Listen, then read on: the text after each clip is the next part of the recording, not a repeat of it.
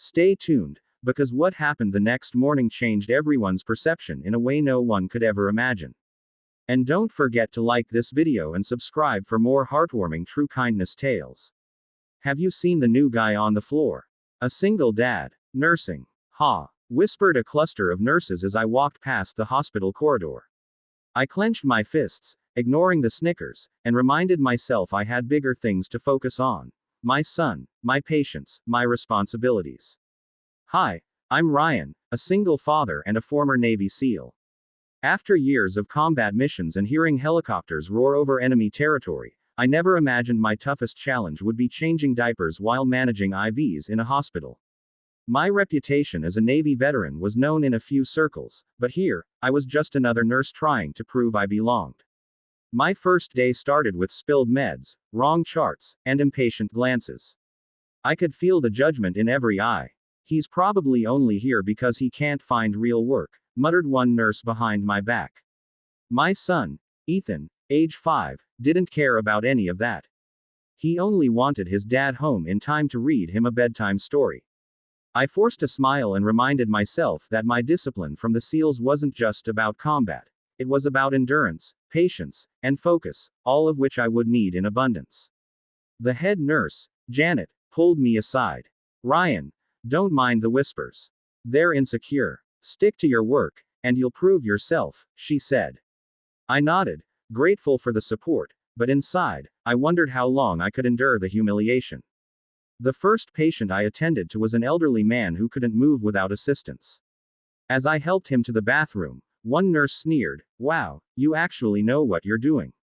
I gritted my teeth but didn't respond. That night, while rocking Ethan to sleep, I whispered, "Daddy's not perfect, buddy. But we're going to survive this together." And survive I did. But little did the staff know that the man they mocked as a fumbling, inexperienced nurse had once faced life or death missions where hesitation meant death. The following morning, the hospital was buzzing. A critical trauma case arrived, an accident victim with severe internal injuries. Everyone panicked, unsure of what to do. I rolled up my sleeves, feeling a surge of calm focus only years of SEAL training could give. I took control, directing nurses, checking vitals, and instructing the attending doctor. "Ryan, how did you know to do that?" whispered one of the same nurses who had mocked me just yesterday. I gave a small, tight-lipped smile and kept working. The patient's vitals stabilized thanks to quick interventions and precise monitoring. My confidence grew, but deep inside, I felt a twinge of sadness. Would they ever respect me for who I truly am, beyond my uniform? Then came a frantic phone call from outside. The hospital gates rattled with the sudden roar of a helicopter. A Navy officer stormed in, eyes scanning the corridors urgently. "Where's Ryan Matthews? Navy SEAL, deployed in combat operations." The mockers froze. I was called to the entrance. Standing there in my scrubs, I realized that my secret identity as a combat veteran was about to be revealed. The officer handed me an encrypted folder. "We need your expertise for a critical mission. Lives are at stake. You're the only one qualified," he said. I looked at my son sleeping peacefully at home in a photo I kept in my wallet, my heart twisting. "Duty calls," I murmured. The nurses who had mocked me stared wide-eyed. Suddenly, the quiet admiration replaced ridicule. One whispered, "We had no idea." Another said softly, "He's a hero." It was a moment of reckoning. They had judged me without knowing my past, my sacrifices, or my struggles. I smiled faintly, knowing actions always speak louder than words. Viewer engagement moment. If this story is inspiring you, hit the like button and subscribe now. You won't want to miss the jaw-dropping ending. The Navy mission was urgent but brief. A nearby hostage situation required precision and stealth. My team counted on me to coordinate with medical support and extract the hostages safely. My mind flashed back to the hospital, to Ethan, and to the nurses who now watched me with newfound respect. Mission complete. Lives saved. As the helicopter lifted off, I realized something important. Respect is earned, often quietly, through actions, not words.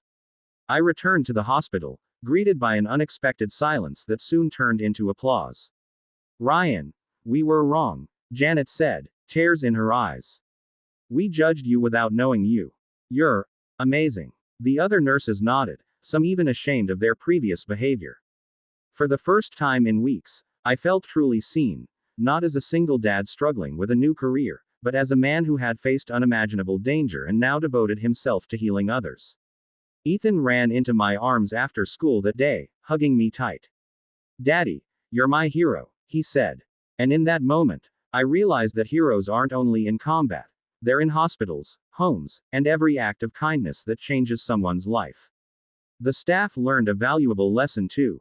They began treating me, and all patients, with a newfound empathy and respect. I didn't hold grudges. I just continued my work with humility, letting actions do the talking. Sometimes life throws judgment and mockery your way, but the right moment will reveal your true worth. And when it does, even the loudest skeptics are silenced.